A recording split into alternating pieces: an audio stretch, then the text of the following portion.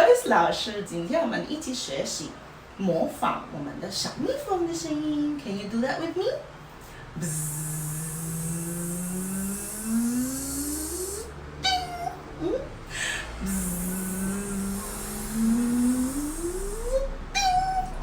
So now we're gonna find where are the bees. So first, raise your one hand and make a fist. We're gonna close our hand to make a fist and say, here is my beehive.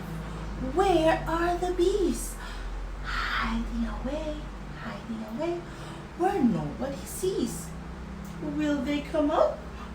Let's open the doors. 1, 2, 3, 4, 5. Bzzz, and they're gone. So this song is also about counting with our hands and our fingers. 这首歌也是可以锻炼我们的小朋友怎么数到5，然后 how to count to 5, and also how to use the fine motor, the finger muscles, 咱们的手指的力量，是不是？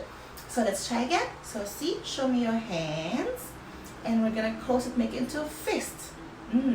And then we can try to let the kids to count 1 to 5. 1, 2, 3, 4, 5. And mommy says to make the B sound.